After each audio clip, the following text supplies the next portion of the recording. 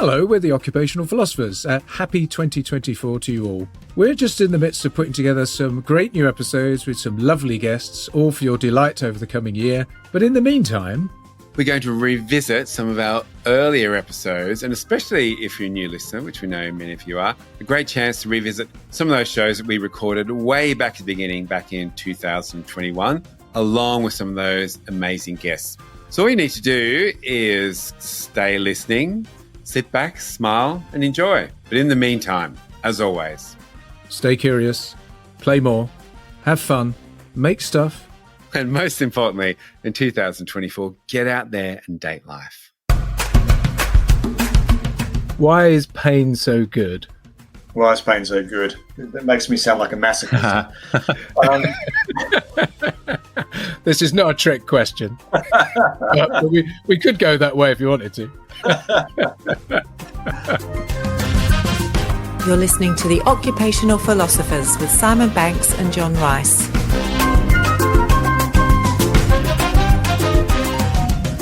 Welcome to another episode of the Occupational Philosophers. But look, before we go any further, John, what's got your curious eye this week? Hello, Simon. What's caught my eye this week has been Lego, which I know we've talked about before. We talked about it with Eleanor, one of the earlier episodes. But Lego's just launched its Rebuild the World campaign. I think it's something they do every year, which is encouraging kids to become masters of problem solving and working together and overcoming challenges through the use of play and use of Lego. It's a process we know, obviously, kids come together, it allows them to think creatively, and creative problem solving is quite key in all of this. So there's a great campaign. If you get a chance, we'll put it in the show notes, but it's a brilliant video of how these kids help this knight in distress, how they get him to cross over this river by building various things and catapults and bridges and all sorts. So it's a great thing. And it was interesting then that there was a study, the Lego Play Well Study 2020, and it said that the top 5 skills that parents feel are most important to their child's future success and well-being are confidence, resilience, communication, problem-solving, and decision-making. So I think that's really interesting. Now, I reckon that survey was probably completed in 2019, pre-pandemic, and published in 2020. So I'm guessing that the list of the top 5 skills that parents might feel are most important to their child's future success may change a little in 2021 when they publish it again. What with coronavirus, fuel shortages. Don't know if you know about that. We've got fuel shortages over here, apparently. Heard about that. It's all gone a bit crazy. Punch-ups in the forecourt. Climate change. Crazy world leaders taking charge. So I suggest that the top 5 list may change to something like how to build an underground bunker from Lego. Scavenging and foraging, maybe. Hand-to-hand combat. Being able to survive in a Mad Max apocalyptic world. And origami, because we all need some downtime, don't we? So that was my sure. A little bit negative, John, but I would have maybe added to that list after a long time of lockdown, learning to get on with your brothers and sisters and learning to quietly watch the iPad while mum and dad relax with a couple of bottles of wine. So keep an eye out for the next study. Well, I like that, John. Look, I'm going to go straight into what's caught my curious eye. And last week we did some would you rather questions, which are really koans. And I think maybe the universe was speaking to me this week. And I was listening to the Tim Ferriss podcast and a guy called Henry Shukman, and he went very deep into the world of koans. And he's, I guess, like a meditation master, a UK guy, really interesting backstory. But when he was 19, he had this, like an awakening he was on the beach in Peru, and there was no ayahuasca, drugs, or even beer involved, he said. But he had this awakening or this spiritual enlightenment where he literally went through these different layers of meaning, and he became one with the world, and the world separated. And so pretty interesting experience for a 19-year-old. And he said for years he was depressed because he couldn't get back there. But what helped him to get back there was koans. And he said koans, so these questions where there's no right or wrong answer, he said koans are speaking from us and speaking to us. They give us a non-dual level of experience where the self and the world are one. And koans are emissaries of enlightened experiences. And whenever you listen to a story, the most interesting character is the one who changes in the story. So you think the hero's journey. In a koan, you're the character, John. So how's that for some depth? That's really profound. You've gone deep very quickly there. But yeah, I've listened to that 2 or 3 times. Just found it so interesting. And I'll put a link to the show notes, a couple of hours, but I really enjoyed it. Yeah, but just how making you ask questions and not knowing the answer is the answer, if that makes sense. Making you think. Yeah. Process of exploration, yeah. It is. I suspect today's guest, we have a guest episode, Simon, which is very exciting. And I suspect they would have some thoughts around this kind of topic as well. So who is the curious cat we have in this week? Well, John, as always, we're in for an absolute treat. This week we have Dr. Brock Bastian, who's a social psychologist whose research focuses on pain, happiness and morality. He's a professor at the Melbourne School of Psychological Sciences at the University of Melbourne. His book, The Other Side of Happiness, which has had glowing reviews all over the world, was published in January 2018. He completed his PhD in 2007, and since then, I get excited when I write a blog. He's published more than 100 peer-reviewed articles and book chapters. It's been featured in The Economist, The New Yorker, Time, The New Scientist, Scientific American, the Harvard Business Review, and the Huffington Post, among many others. He's a TED talker and an all-round interesting cat. Brock, Dr. Brock, welcome to the Occupational Philosophers. Thank you. Thank you for having me. Hello, Brock. Maybe just leading on for myself and Simon, what's caught your eye this week, Brock? Good question. Well, my world in lockdown here revolves in a 5-kilometre radius. I think it's now been extended. And so one of the things I noticed actually was in the paper, a number of dads, probably not dissimilar to myself, were thinking what we're going to do with our kids during the school holidays, which we're almost through. Most of us are still alive, which is good. And so up just a little way from where my house is, within my 5-kilometre radius, I can assure you, is a 20-hole mini golf on nature strips. And so you can walk around, and people have built these putt-putt mini golf little challenges out the front of their homes, and you can walk around and I guess do this with your kids during lockdown, during school holidays. So I thought that was a fairly creative approach. I mean, actually, to be honest, as I ran past one, the only thing I saw was about 4 guys with a couple of beers standing around, but I'm sure it was built for kids. But it's good. So I thought that was a fairly creative approach to school holidays. And is that something that's popped up during lockdown, or is that just a community has created that? No, it was specifically for school holidays and lockdown. So it only happened last week, I think, the beginning of last week. Or they prepared for it. I mean, some of them are quite ornate, so they obviously put a bit of work into them too, which is good. But community project. Are these? I don't know if you have this in Australia. Are they like crazy golf type things? Is it? There's where you putt the ball and it goes through up a ramp and through a windmill and pops out somewhere else, that kind of thing. Sort of thing. I mean, within reason, obviously, but on major. Now, Brock, we have listeners from all over the world. Where are you in the world today? Melbourne, Australia. Building off the back of the bio that Simon introduced you with, Brock, how would you describe what you do? Well, primarily I'm a researcher, an academic in that sense. So that's my main day job, and along with that comes some teaching and lecturing, of course, as well. But a fair amount of what I do focuses on research, which also includes obviously supervising students and postdocs and helping them to push their research forward as well, and working collaboratively with people around the world as well. So that's sort of lots of interesting ideas to work on and to pursue. So that's my key, I suppose, the key thing I do. In addition to that, I'm also a practicing psychologist. So I have a private practice where I see patients. I also work in organisational settings, doing training around culture and leadership and those sorts of factors. And I guess a range of things to keep life interesting. But mostly research. As you said, the researching thing, the thing that always intrigues me is, how do you choose what to research? Is it your own ideas, or is it that as you talk with people, you say, hey, let's go off on this tangent, let's research this? How do these ideas come together? It's a good question. I think there's sort of two ways. I mean, definitely it's up to you. That's the great thing, I suppose, about academia is you do get to, I mean, it's also the worst thing about it because, it's your fault if it's crap. So no pressure. What is this about? We always see those studies. They go, why are they studying that? That's right. So, you get to choose yourself. But of course, you get to choose. But of course, you've got to choose things which other people think are valuable or will publish. So, I mean, there's a social ecosystem that you're working within there. You can't just do, you could do anything, but you might not be very successful by doing so. So you need to read the territory a little bit. And I suppose there as well, I think there's two ways that people come up with good research questions. One is to know the literature very well and to find a gap in terms of what people have done and what people haven't done, and then try and fill that gap, working from the bottom up, I suppose you might say.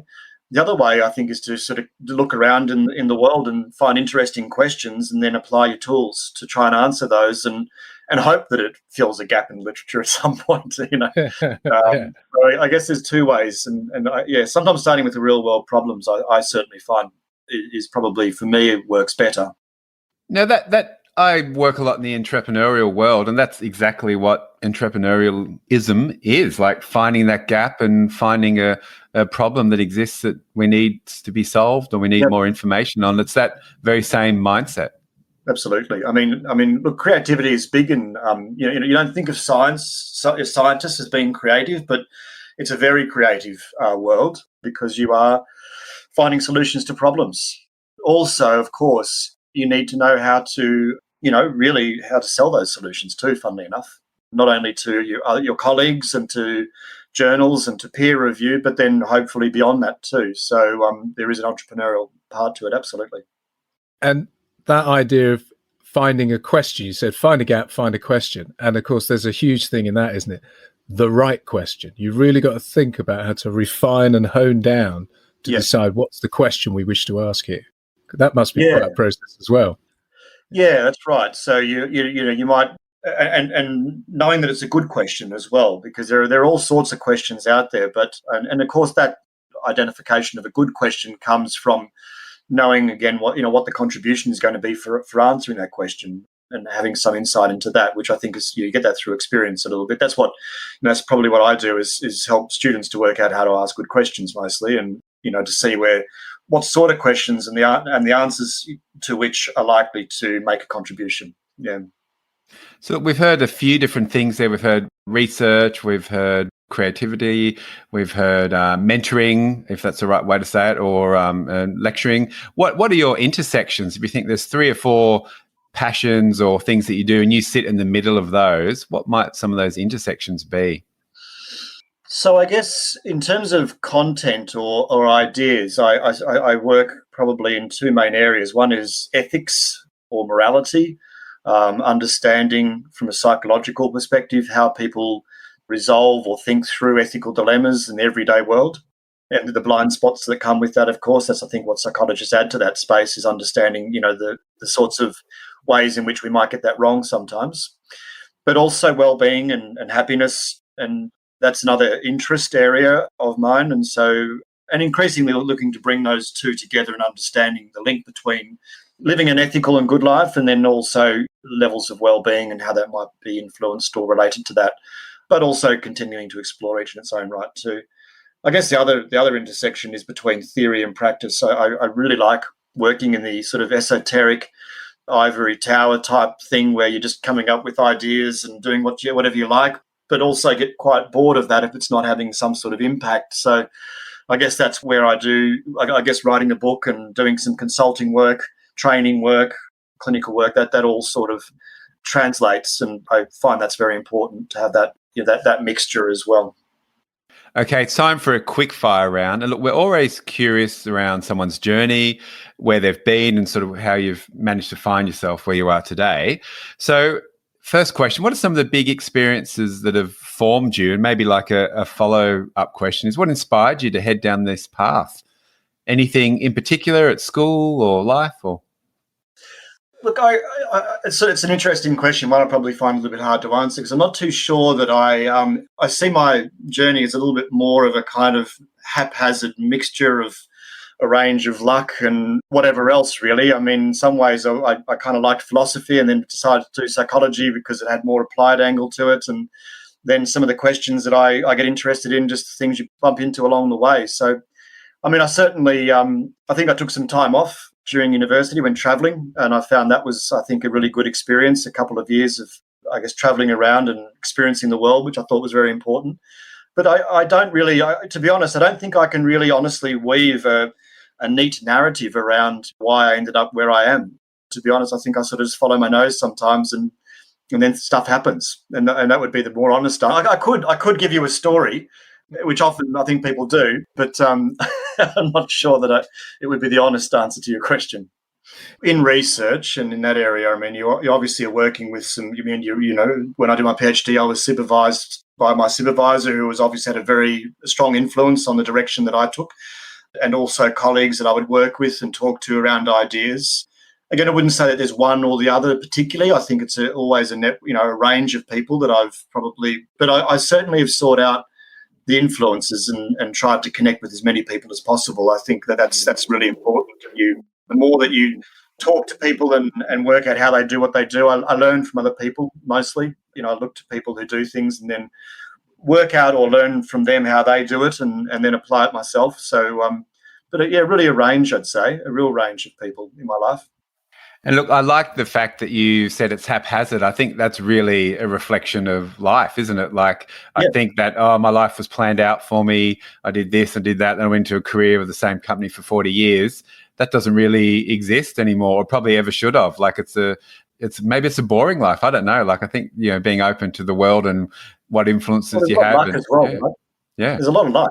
I think we forget how much luck there is involved in actually where we end up in life. So, although I should just add, I knew I was going to be doing this podcast with you, Simon, 40 years ago.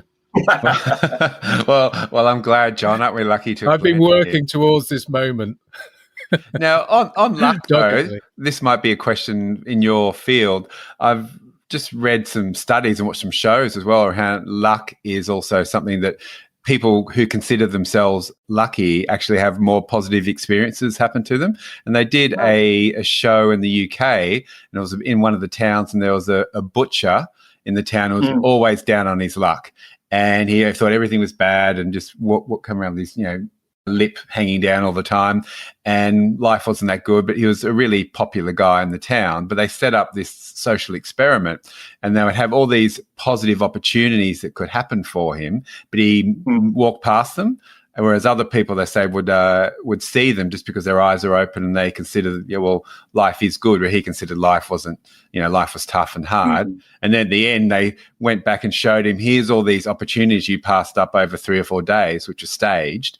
And he, broke down crying, my life, and, I'm going to be a better dad and person and butcher. And that was the sort of experiment. Does that ring? John, you're laughing. I'm going to be a better butcher. Well, I guess. Does that ring true in your world, or is that idea of luck? Well, I think there's a certain amount of luck. It's hard work and luck, I think, mostly. And a great example is the peer review process. You send your research out, it has to pass peer review to be published. You don't know who's going to review it. You don't know what issues they're going to have. It's always idiosyncratic. And so depending on who you get and whether they like it or not, that's luck, right? You can't control that at all. And then, if you get a bad set of reviews, all you can do is try again. But you've got no control over that at all. So you can work hard. You can put your best foot forward, and you've got to. I think if you don't do that, then you've got nothing. But then there's a certain element there that you don't control. And I think the more you're willing to recognize that, and the more that you understand that, perhaps that's when you can perhaps take on those risks a little more in life, because you realize, well, that's okay. It's okay not to have control over the end product here.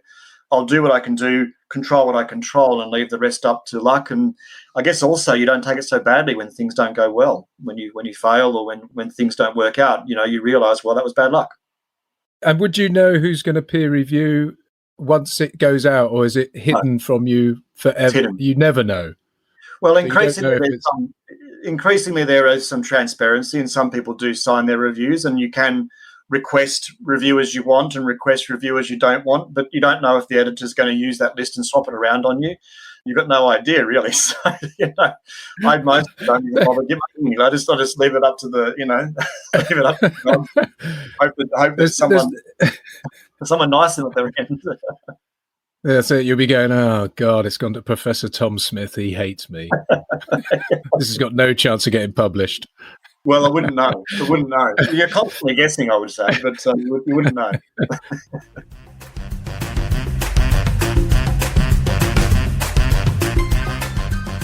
So, Brock, we're the Occupational Philosophers, and you've already touched on the fact that philosophy is one of those areas of interest for you. And so I did wonder what schools of philosophy, maybe what philosophers maybe have informed or inspired your work. Because you talk about ethics, you talk about the virtuous life almost, which is one of those very early concepts that philosophy looked to study and try to wrestle with. So I was wondering if there were particular schools that do sort of come into play. Yeah, I mean, again, the way that we do it in psychology is often a bit different, where we're actually trying to understand how people grapple with these sorts of problems in life as opposed to what the right answer might be. But I would say that in terms of thinking through how to live the good life, I think a little bit of that Stoicism probably comes through in some ways. Not that I necessarily intended that to be the case. I think I more worked from the psychological kind of principles to think through why it might be that sometimes a bit of struggle in life is good for us. Maybe a bit of personal life experience, I guess, as well. We've all had those, those struggles we can draw on or understand life from. So, I think philosophy has certainly influenced me broadly, and, learning the various different ways of thinking philosophically, and also how to, even down to, I think one of the things that we miss a bit with philosophy, or not having philosophy quite so well positioned as perhaps it once was, is just that logic, that capacity to actually think clearly about, to develop a question, a good question, to understand what makes a good theory as well. So all of that, I think, has been very, very important, but probably a little bit Stoic, I guess, in terms of what are the contributors to a good life. Yeah, I think that was my thought as you were describing things earlier. And resilience as well, isn't it? Because, again, that idea from what we'll talk about pain and how actually the experience of pain actually builds up. What doesn't kill you makes you stronger type thing. Yeah. And resilience and the ability to come through suffering is one of those things that you say in Stoicism. I think Buddhism as well, isn't it, to some degree, the idea that there is suffering. Yeah. Well, actually, when I started... traverse the path to enlightenment. When I started researching that, when I started looking into, some of that area, I realised that most of the work was actually in religion, funnily enough. A lot of work that examine the benefits or upsides of our negative, painful experiences in life do come from religion, different forms of it too. Yeah. And would you say that Stoicism is a modern-day workplace resilience, like we often hear about, especially, I guess, the last 2 years, resilient? We want resilient kids, we want resilient workforces, we want resilient lives. Is Stoicism, is resilience the modern-day version of Stoicism, would you say? Oh, look, yes and no. I mean, resilience is really just defined as that capacity to bounce back well from setbacks. So resilience is probably more defined by our capacities to respond well. Stoicism is the idea that we need a little bit of struggle in life in order to, or I guess the way that we respond to that struggle is somewhat Stoic. But I guess in that way there's a link there, sure. But I think resilience probably brings in a range of factors that can contribute to how people respond well to setbacks in life. In the modern workplace, I think resilience it can be used poorly. I mean, if you have a really bad workplace with bad leaders and bad culture, and then you just try and teach everyone to be resilient to manage it, and that happens. A lot. Yeah, that's not a great thing. So I think resilience, whilst resilience and understanding what resilience is really important, I think it has also been misapplied often and used to cover up probably what are some underlying problems, particularly in organisations here. I think more and more we sometimes see resilience is, how do we get people to put up with this shit? Yeah, exactly. That's right. I don't want to change the workload. I don't want to change the way we do things. I don't want to change my leadership style. Just teach you all to be resilient. Yeah.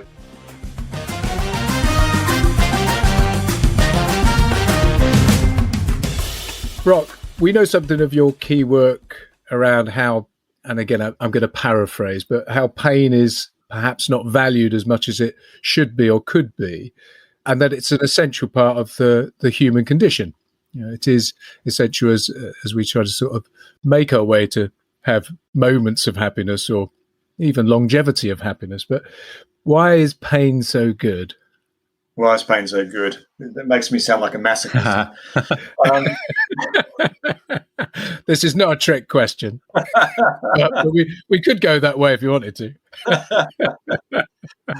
Well, I think the thing is, it's not that pain is so good. I think we'd all prefer to experience pleasure, and we would all prefer to be happy.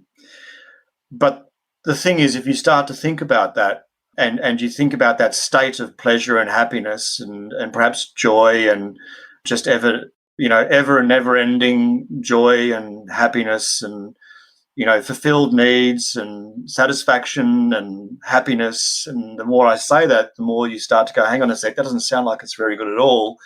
And then you think of Aldous Huxley and, his book, The Brave New World, where he wrote about the dystopian future where we didn't have any pain at all. And suddenly it starts to become apparent that we need a little bit of that in life. Actually, a never-ending state of anything becomes actually quite problematic. And we would probably, what we know from psychology is we'd probably adjust to it anyway. We become quite numb. So you do need this variation in your life. And in actual fact, if you think about a lot of the things we do, we're often seeking out painful and unpleasant experiences in order to gain happiness. A lot of what we do, if it's got any challenge attached to it, every time you run a marathon or go for a run or, even without the marathon, this involves an element of pain. And of course, these things don't make any sense if they're not hard. Any challenge that you take on has got the possibility of failure. And if you take the possibility of failure away, then it's no good. Passing a course is great. If you get passed, you feel a sense of satisfaction. But if you're guaranteed not to fail at all when you started, that, there was no chance of that, then where's the satisfaction come from?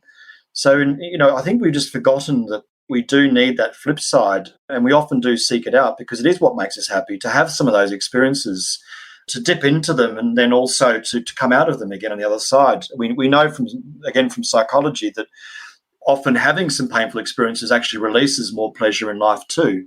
It's called opponent process or contrast effects. So there are a range of reasons why that notion that, why don't we just why can't we just always be happy? Well, we actually can't. There are people who believe that we can. I've had arguments with them on YouTube, but but the only way that they sustain that is if we re-engineer the human condition, and that's okay. Sure, if you want to re-engineer us in a way that makes us different, but as we currently exist, as our current human condition exists, we need this contrast between pain and pleasure in order to have any happiness in life. And so pain plays that role. It's very important. It provides, there's a range of other things it provides. A lot of meaning and purpose comes from difficulty in life. If you don't have it, you don't have that struggle. It's very hard to get that sense of meaning and purpose with what you do. You can't build resilience if you don't have some experience with difficulty and pain and discomfort. Resilience comes from that. In our own work, we've found that the social connection is often strengthened around those sorts of experiences as well. So there's a range of benefits there. And it's not that you would want to have those experiences always, but it's more about understanding that we do need to have those experiences. They're inevitable and important, but how you frame them and how you respond to them really changes how they play out for you. And seeing a bit of that, seeing that it's not just all bad and that actually there are some benefits there and there are some good sides to it and that it's actually a necessary, important part of life, helps you to actually respond better to those experiences and then get more of those benefits you can derive from them too. Yeah, because nobody wants a pain-free boot camp, do they? If you see that, you think, I don't want to be part of that. That is the most basic level.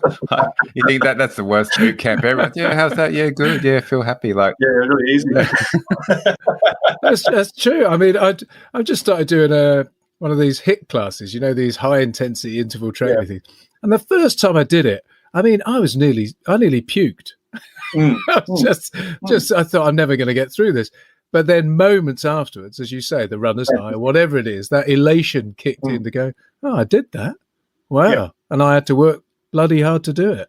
Yeah. So I think any achievement in life, you have to go through something difficult first in order to experience that sense of achievement, even at the high cognitive level, but even at the physiological level, you get it as well. Yeah. And is there a way for a previous guest, Eleanor Tweddle, she has written a book and become very well known for like why losing your job may be the best thing that ever happened to you in the UK. And she said you almost have to sit in that moment of loss after you've lost your job and just reimagine. Is there a way to maybe just to think around pain? Like, do we sit in the pain, or is it maybe around often here, why is this happening for me rather than why it's happening to me? Is there a way to embrace that, or a new way of thinking about it?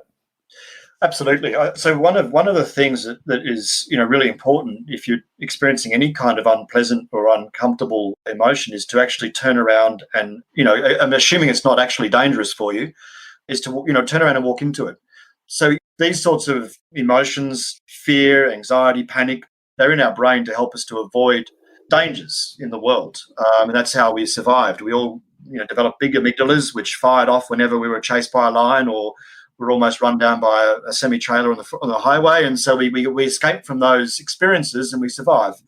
So they're very, very important, but sometimes we have those experiences and we are also aware there's no danger in the experience itself or in that moment. And so actually turning around and walking towards it is one of the best ways to manage it. And of course that means sitting with it, it means accepting it, it means acknowledging its existence and understanding it, being curious. Actually, the idea of curiosity is really important in terms of regulating and managing our emotional worlds. If you're curious and you turn around and face into that and try and understand what it is and derive the information that it holds for you, you respond better to that. And it's now part of a core psychological therapy in terms of teaching people to do this well. So with that, I mean, again, you say it and we kind of recognize it. You go, yeah, I experienced that elation with the runner's high and the fitness. And so the concept carries quite logically through, and you go, but why is there such resistance to it, do you think? Society that I want my kids to be happy. That's what parents say. I want my kids I just want them to be happy. It's very ingrained, isn't it, in our society? And I wonder why there is a resistance to it. Is it just a lack of understanding maybe around this that, again, your work is starting to bridge?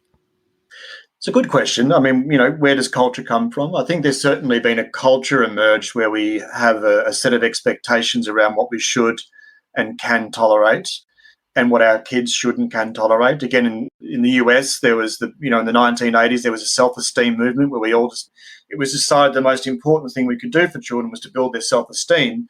We now have books called The Age of Entitlement, which is really the upshot of the self-esteem movement. So I think there has been a sort of cultural shift there. I mean, to break down where it came from and why it's there would be complex and multifaceted, and we can look at a range of, I think, background factors from the way the economy works to all sorts of things, to our levels of comfort as well, probably too. So there's a range of factors that you could look at there, but it certainly has become part of our culture. I don't think it's always been there. I think it's there more and more now, perhaps. And of course, with that comes a set of expectations around how we do live our lives, what our goals should be, what we think others want us to feel or experience, or how we think they want us to present ourselves, and then also how we parent our children and what it means to be a good parent. And, increasingly that means to protect them and to make sure that they're never exposed to anything which could upset them. And then, of course, you've got people like Jonathan Haidt who have been talking around the mollycoddling in American universities, where now even kids at university don't want to be exposed to anything which even they disagree with, or that fundamentally makes them uncomfortable on an informational level, or the idea of trigger warnings, where perfectly healthy individuals just don't want to be exposed to anything uncomfortable in the content of lectures or other sorts of information. So, it has sort of progressed into this idea or expectation I should be protected from anything uncomfortable in life. But, of course, I think we're starting to realise that's a problem.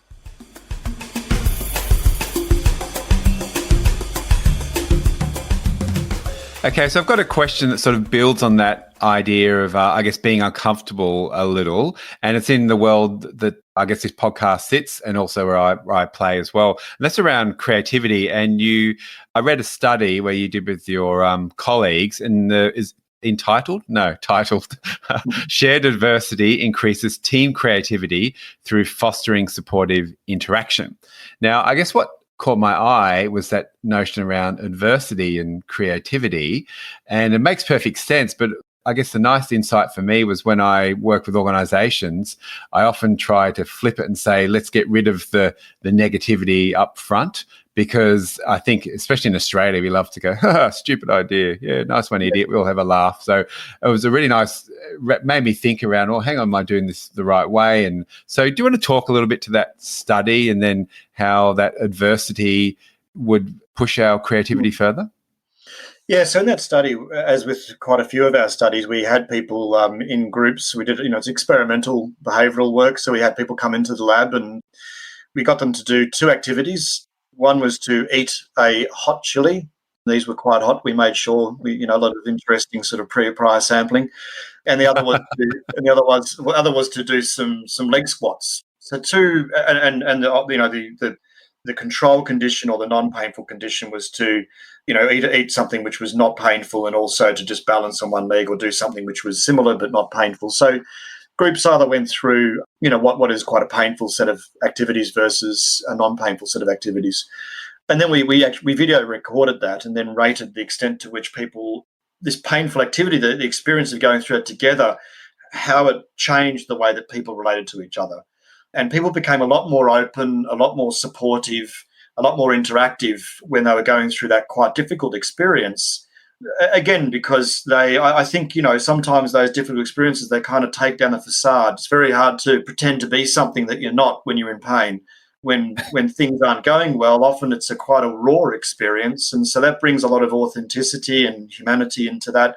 And I think that's what we really saw, was that people changed the way that they related to each other. There was a sense of support, openness in those interactions. And then when it came to those creative tasks, one was to think one task was to think of as many uses for a brick as you possibly can. And of course, if you're not going to start to throw out some pretty crazy and silly sounding ideas, then you're not going to actually generate that creative process. And we can then rate exactly, how creative some of those ideas were using the way that the task is set up. There's a way of rating all of that. We even got people to do some posters together and got a third party to rate the creativity of those posters.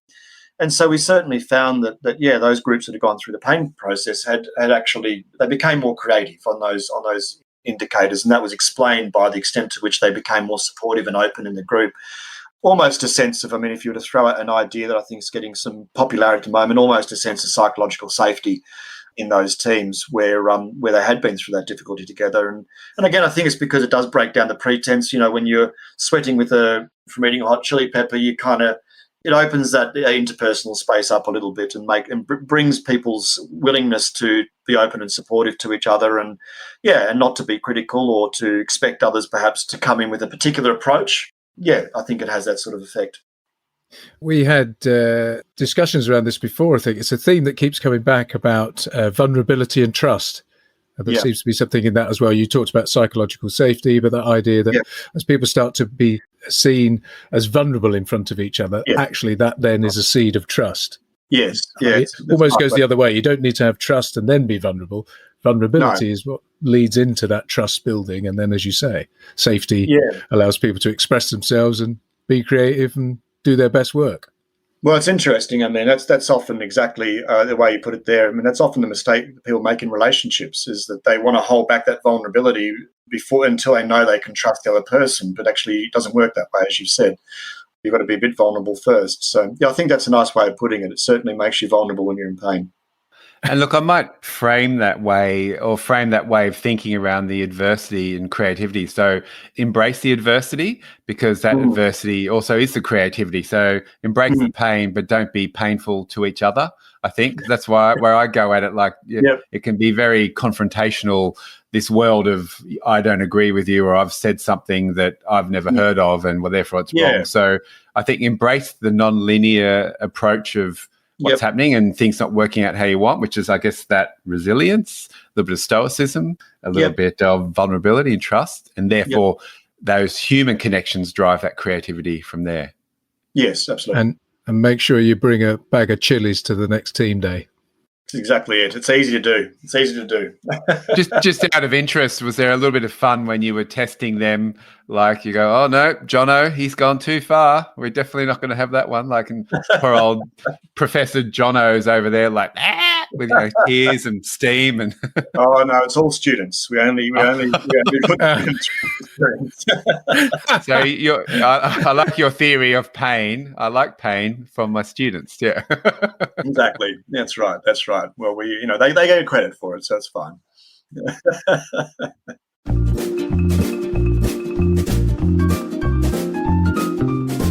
So, Brock, we love getting people to get curious, think a little differently.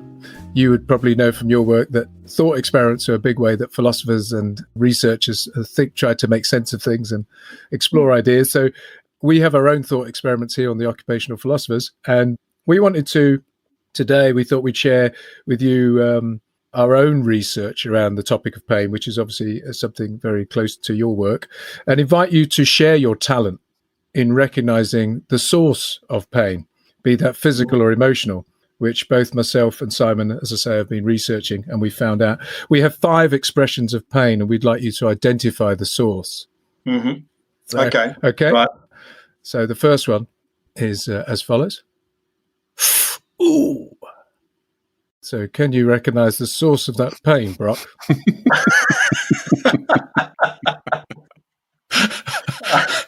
Well, I mean, it sounds as though maybe a stubbed toe.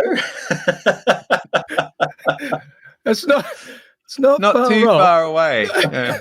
It was actually, unfortunately, that's incorrect, Brock. It was me stepping on a piece of my child's Lego. Oh, okay, yes. You recognise it now. You recognise it now, don't you? Yeah. You're in the right. You're in the right ballpark. Okay, so here's the second one. This pain is. Right. That's when you've suggested to your that's when someone's disagreeing with you, isn't it?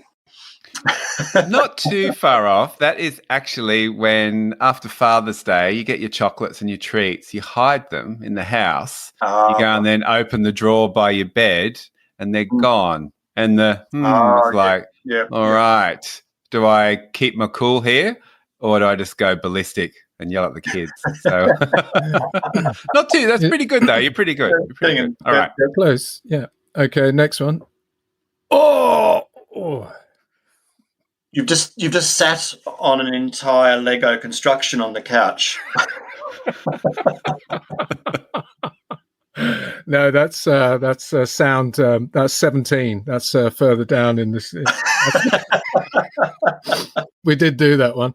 No, sorry, Brock, but that was actually that was me getting out of a chair too quickly. Oh right. Oh, well, I said the chair part. I had the chair part. You had the chair part. I thought you were getting close there.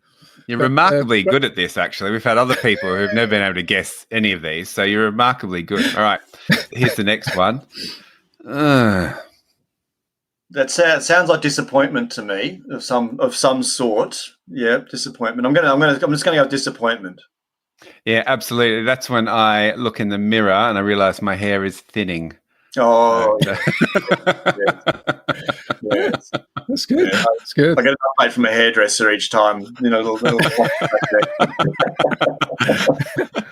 All right, John, you've got to go. Our last one. Last one. Anyway, this is a tough one. Oh! Well, I mean, that certainly sounds more significant.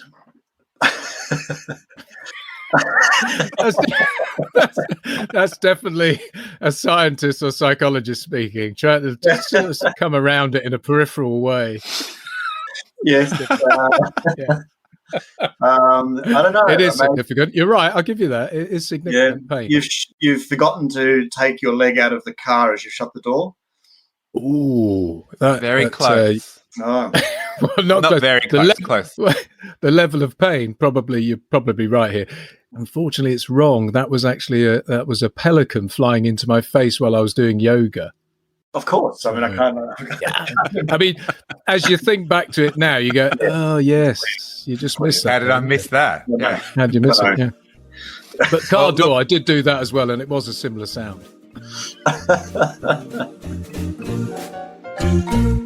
Now, Brock, you're the winner of the Wegner Theoretical Innovation Prize. And just if you're listening at home, the Wegner Prize recognises theoretical articles that are especially likely to generate the discovery of new hypotheses, new phenomena, or new ways of thinking. Now, this is specifically in your area of social personality psychology, but that type of thinking, new hypothesis, new phenomena, new ways of thinking is what this podcast is about. And as a not so serious business podcast, we like to dive into the advice for others. So if for individuals, you're sitting at home listening, how can we foster new ways of thinking in our lives that would help create more creativity, more curiosity, and new ways of looking at the world? Yeah, I mean, again, I got that for one of the articles that I wrote. But I suppose, if I was to have a bit of a lay shot at what fosters that creativity, and really it's, I suppose, looking at things differently, being prepared to see things from a different perspective, but also in that sense, being willing to not necessarily expect success when you do. I think you have to take some risks. And then, of course, with those risks come the possibility of failure or getting it wrong or saying something stupid or saying things that people might not find smart or like. And I think that's a really important part of the process. You've got to get good at taking on that possibility that maybe what you say might not get, again, the paper that I wrote that got that prize, well, who knows whether or not it would have been received in such that way. But I thought at the time that the ideas were interesting enough to pursue. So I guess you take some risks. And with your ideas, with your approach to problems, etc. Is that the idea of taking risk, and again, being prepared to fail, risking the fact that you might look stupid or not be seen as smart or whatever, that's a massive one, isn't it? It really does hamper people in every area of one's life, doesn't it? And I'm just wondering, is there any tips to kind of go, how do you overcome that? How do you actually start to push yourself out of the into the discomfort zone and go, do you know what, I'm going to go out on this now and try something? Yeah, I think one good tip is just to recognise that actually it's not there's not the sort of social cost to it that you think there is. In fact, there's some great evidence in leadership which suggests that leaders who change their mind and back down and admit they might have taken the wrong direction, and who also share not only their successes but share their failures, that they're seen as confident and intelligent. And of course, on the flip side, if you dig your heels in and never admit that you got it wrong, you're seen as unintelligent, as though you're lacking confidence. So there's actually, and if you think also even just at an interpersonal level, who are the people you like? They're not the people who never make mistakes. No one likes those people. They make us feel insecure. The people that we like are the people who get it wrong but are really good at responding and are really comfortable with being wrong. And so they make mistakes, but they're comfortable with that, and they correct or they adjust, and they're very, I suppose, agile, but also malleable in that space, comfortable and curious in that sort of sense. So, I think our intuition that making mistakes, failing, getting things wrong is going to make us look stupid it's the other way around. It actually flips around on us. And sometimes people like us more when we do it well. Failing well is actually a great social skill. I like that. Failing well. I like that. Bringing that then into individuals coming together, working in teams. You kind of already touched on the idea that that adversity, etc., can bring about a certain cohesion within teams. But what can teams learn, again, through this idea of pain, failure as a useful experience that's going to help them in the way they work and what they can achieve? Well, I mean, there's probably a few different aspects to it. I mean, certainly the idea that when as a team you do go through a difficult time, which I think every team probably has in the last 18 months, that actually there's some fertile ground in there for building some of the sorts of qualities you might actually want to see in that team. Again, like our research, where teams that go through a difficult experience together can actually become a bit more authentic, a little bit more vulnerable, and therefore actually build a culture which enables more creativity and probably other things as well. So I think recognising that going through difficult periods or processes or times with your team there's benefits to that. I think also recognising interpersonally within teams that sometimes having those challenging, difficult conversations with people, being open and honest, but that often receiving feedback, for example, or giving feedback, all of these things is very uncomfortable. And sometimes we worry that we're going to destroy relationships if we tell someone what we really think. Or if we're honest with them and open with them. But actually, again, the research suggested in terms of relationships, when you go through something which is a bit awkward and a bit prickly, that doesn't, isn't exactly the kind of interaction. It's not exactly smooth. There's some discomfort in there. But if you manage it and you manage it well, your relationship grows better as a result of that, because you realize, you know what, we had that disagreement and we got through it, which means we can disagree and our relationship can withstand that. So even that discomfort inside relationships, when you lean into that and embrace it and realize it's okay, there's actually benefits for that in terms of how teams get along and build relationships together as well. So I think, I think there's probably, that the way the sorts of things a group has to go through together, but also the way that you relate to each other as well. I think there's things in both of those elements. And I don't want to steal your IP here, but if you were to go in and run maybe a team exercise around this notion of not having to agree, which is great because that's what diversity is, isn't it? Like that ability to have those disagreements, because that's what drives, really innovative thought and the creativity so many organizations want. What would you maybe do as an exercise around that space of diverse thinking, accepting each other's faults, working through problems? Because as you've probably experienced, and John, when we talk around organizations, 99% of problems come back to people. Like, it's not the technology, it's how people are using it. It's not the team structure, it's just how people are operating in that team structure. So, long question. What would you do?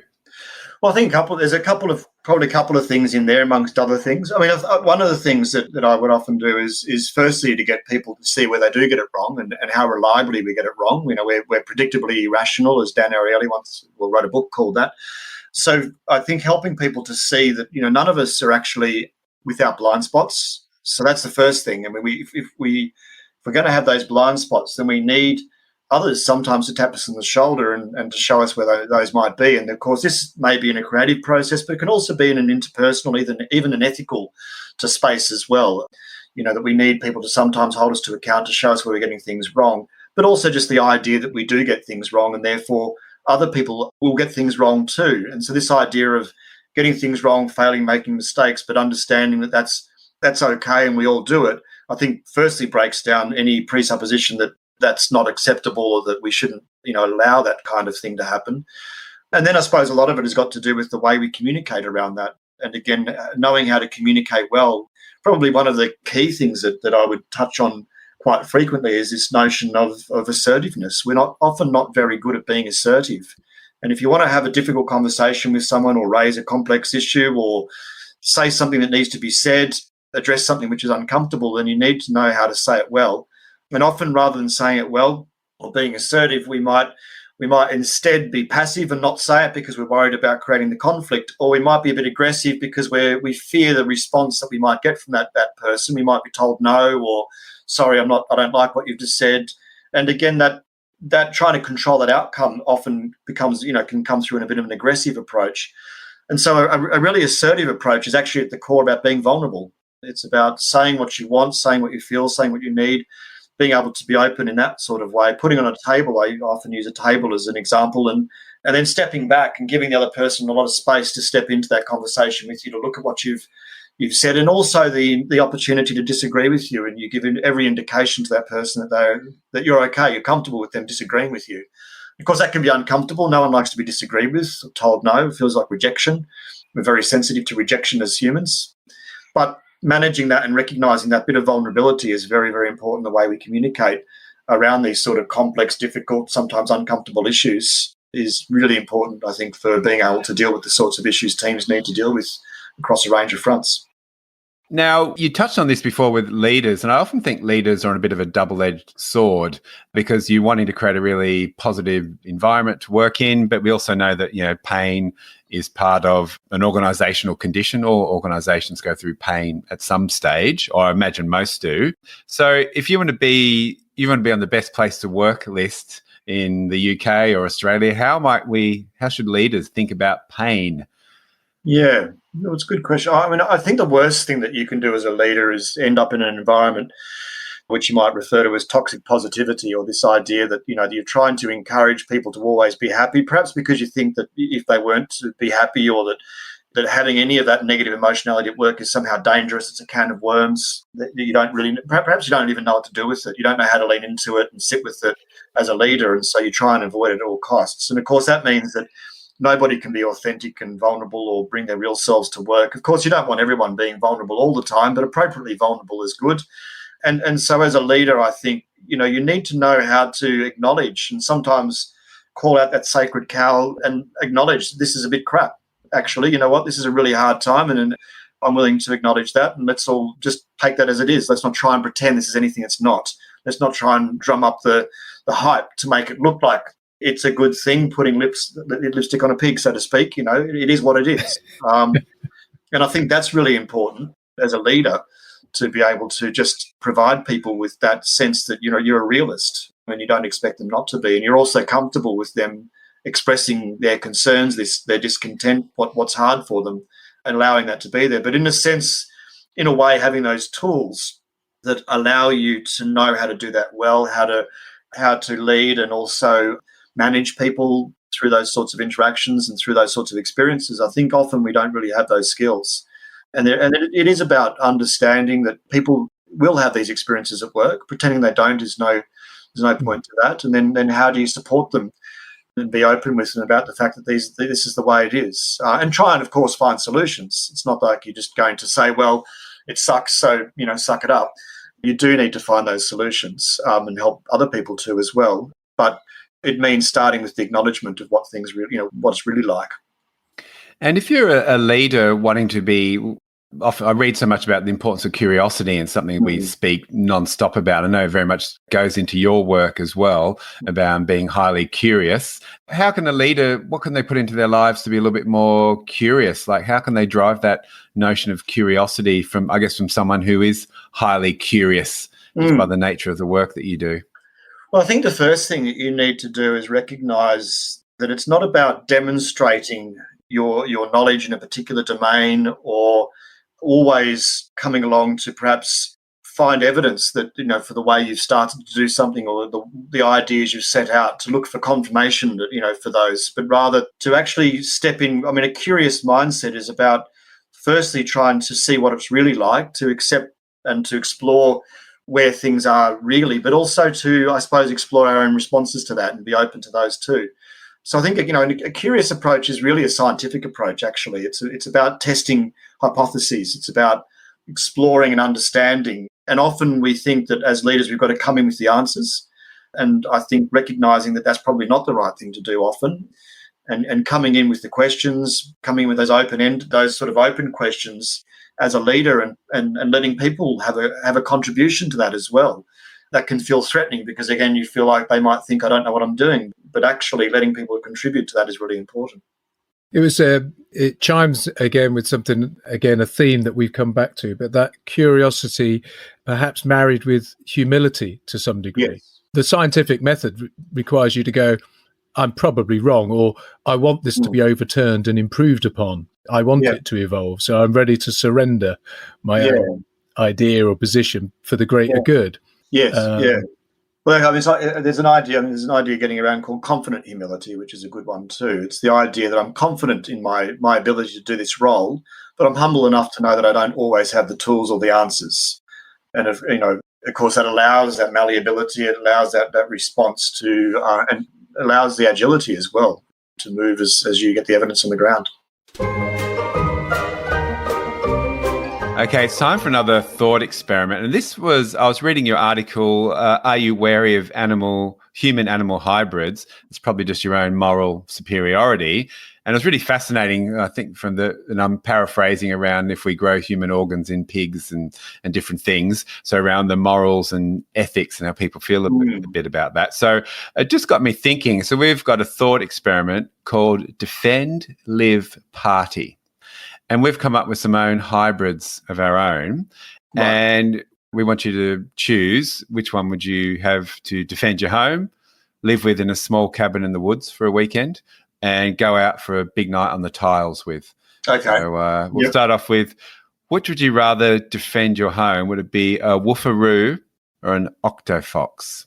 So the woofaroo being a wolf crossed with a kangaroo, or an octopus crossed with a fox? Oh, I think definitely the octopus crossed with the fox, because that would just look terrifying. It doesn't need a wolf. John's laughing. Have I got the woofaroo wrong, John, or no? I don't know what a woof is. I said wolf. Wolfaroo. What's a woofaroo? What's a woofaroo? A barking kangaroo, obviously. I did drop the L. But either way, let's not be picky, John. Let's not be picky. Octofox, okay? Well, you've just created another hybrid there, a woofaroo. It's a cross between a bark and a kangaroo. Your experimentation's gone crazy. It's a cross between a sound and an animal, a woof and a roo. You've crossed an ethical line there, Simon. Yes, that's right. All right, next one, John. Okay, so this next one is, which of these would you rather live in a small cabin in the woods with? Would it be a belephant, which is a beaver crossed with an elephant, or a hippo hog, which is a hippopotamus crossed with a hedgehog? And for context, it's a small cabin, it's snowing outside, and you're locked in there for the weekend. Well, the size doesn't appear very different. The hog makes me think that there's going to be some space lost. So probably what was the first one? The beaver. The belephant. Yeah. The belephant. Yeah, look, the belephant probably sounds better than the hog or what? The hog or no? What was the hog one? The hippo hog. Hippo hog. Yeah. Hippo hog. So you're going to go for the belephant, yeah? Yeah. Yeah. I suppose if it's mainly the beaver's body, just with a massive trunk, I suppose that would be okay, actually, wouldn't it? Yeah. You'd use it as a hoover. That's good. It's good. I hadn't thought of that one. Or the hippo hog, you could put like it could be kebab meat on its spikes. You know what I mean? Like a little cheese platter, like I used to do in the 80s. You get gherkin and cheese and put on a Jats cracker. All right, third one. Now, you're going out for a night on the tiles, end of lockdown, big banging, maybe like a big club night or something that you're really into, whatever that scene is. I am again, sorry. That's all right. Just pretend when you were into it. Just pretend you were, and you've got no responsibilities for a few days. You're going to go large, okay? Right. Yep. Who would you rather go out for a night on the tiles with? There's a choice of three. A cross between Charlie Sheen and a flamingo. The second one is Grizzly Bear and Paris Hilton. Or the third one is Boris Johnson and a wombat. Oh, look, definitely Boris Johnson and a wombat, because, I mean, you wouldn't want any kind of, Charlie Sheen could steal your thunder. Well, I'm not quite sure about the Paris Hilton one, but, yeah, I'm going to go for Boris Johnson and a wombat. I think he'd be a good wing. Is it a wingman? Would it be a wing? Yeah, wingman, yeah. Wingman, yeah. Yeah, or a wing thing. And that brings us to the end of Defend, Live, Party. Brock, we're going to just come into a rapid fire round now. So a few questions from ourselves. So first off, one thing that you couldn't do without in your life at the moment? I'm in lockdown, so running. That's pretty much the only thing that's keeping me sane, and then probably a glass of wine at night, to be honest with you. I have a similar routine, Brock, so I'm sure. I know John's is quite similar as well, even though he's got some HIIT training. Yeah. Now, this might lend into that. What's your guilty pleasure at the moment? That glass of wine at night, yeah. After the kids go to bed. Any particular grape or bottle or style? Style, isn't the right word. Anything red, but try the whites as well. Nice Shiraz, yeah. All right. Brock, we are building the Occupational Philosophers Manifesto as opposed to our own manifesto. So what one thing of all your learning do you think should be included on our Manifesto? Enjoy the journey. Oh, I like that. Now, Brock, is there a book we should be reading, obviously outside your own, one you think would be a great book for someone to read that you maybe go back to or you really enjoy? Particularly in this space, I think at the moment, I'm a big fan of Adam Grant. And he's got a book at the moment called Think Again, which I think is really, really well timed, given that we're all needing to rethink a bit of how we approach everything. And, there's a lot of change and whatnot going on. So, he's a very good researcher but also a very good communicator. So I would Think Again's a good book. And finally, Brock, imagining yourself many, many, many years from now as you're guided into your retirement home and all the residents are sat there in the lounge and they bring you up and say, here's Brock. He is. How would you like to be introduced to the fellow residents at your retirement home? Here's Brock. He has no regrets.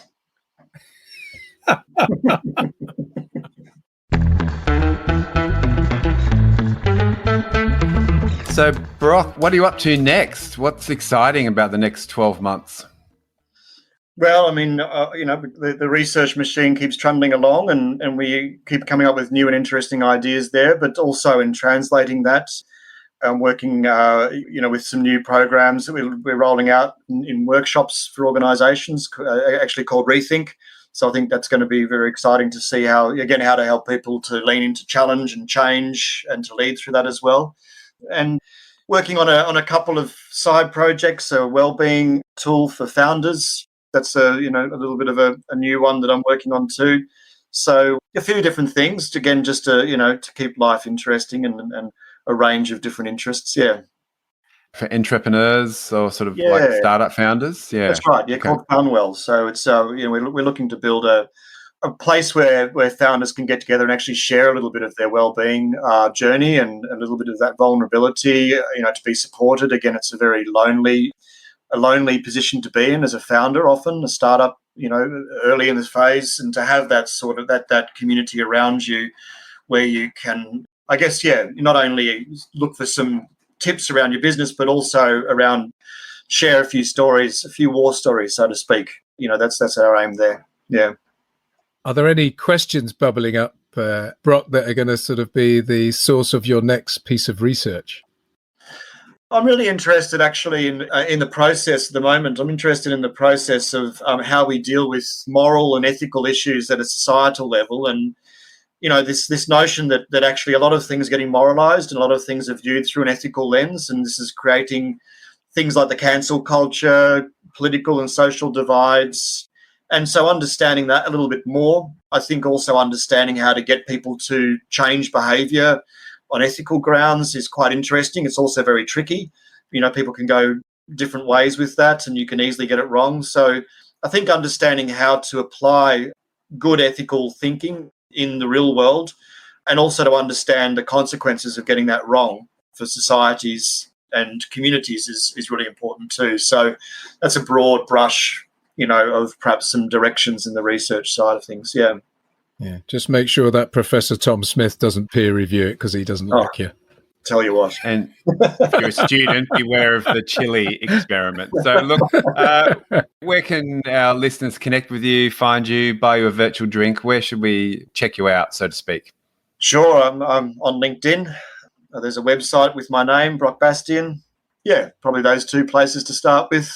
And shoot me an email even. All right, old school. I like that. So it's funny. I say to my kids, send a letter if you like. I also like letters, but email is probably better. Yeah.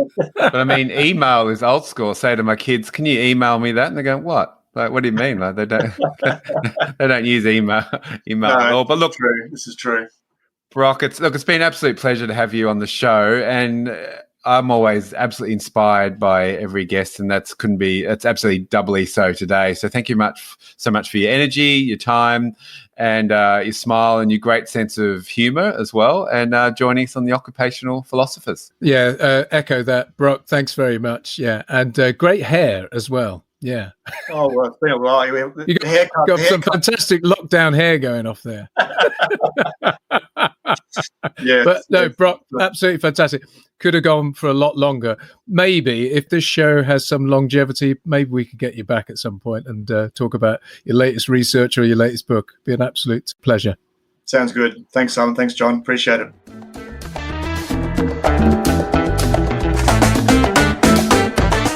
John, what an amazing show that was today with Brock Bastian. What a brilliant guest. Yeah, he was just got some real fantastic insights, had a real good sense of humour about him as well. He indulged our thought experiments. Great fun and lots to talk about. I hope we can come back together with him. What about takeaways from Brock today? Simon, what was we like to do our top threes. What were the key takeaways for you? Well, there's so many. It's always, I guess, a little challenge narrowing it down to three. But I like that one around right at the beginning of the show, spoke around finding the gap with his research, find the gap, then find a question. And I think it's a really nice idea around being what entrepreneurs do, but also being an intrapreneur in your organization. Like, what's the question you should be asking? What are maybe the question your clients are asking? What's the gap?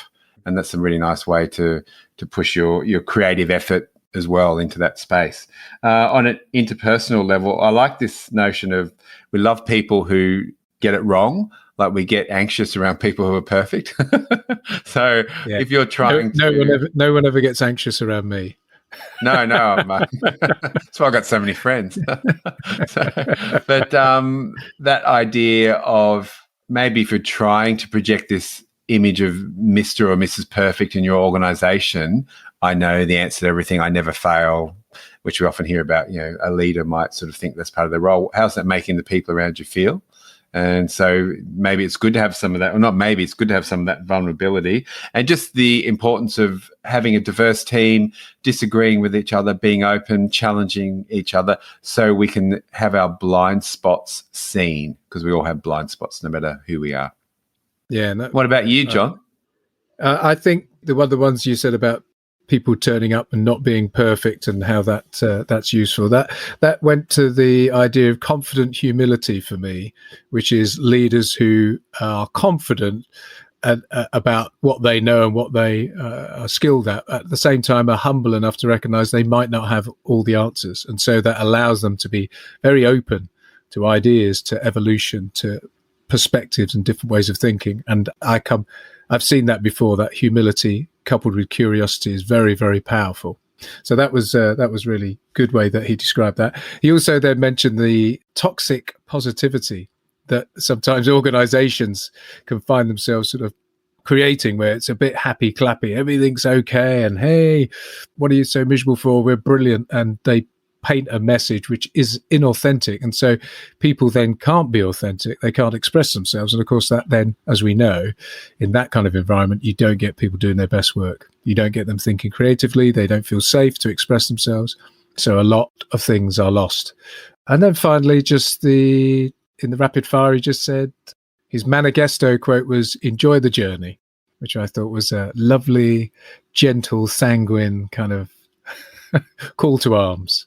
But isn't that such a nice thing? Like, whenever you do, like with this notion of pain, or which he spoke about, or you have a crappy day or whatever it is, just it'll pass, and sit in it and enjoy it. Like, enjoy the journey, because we only get one, John. Well, depending on what your spiritual plane is, we only get one in this lifetime. That's too deep to go there, so we'll leave that for another episode. I'm coming back as a woofaroo.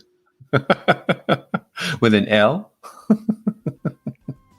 So, John, what do we want people to do? All the usual: subscribe, keep listening, tell your friends, check out the website occupationalphilosophers.com, get in touch if they want, occupationalphilosophers@gmail.com. Yeah, I think that's it. We've got some stuff on the website as well that they might want to download, and if they want to ask us questions or suggest things that we might want to explore in future shows, please do. And we've got links to all our socials on our website. And as we always say, be curious, make stuff, play more, have fun.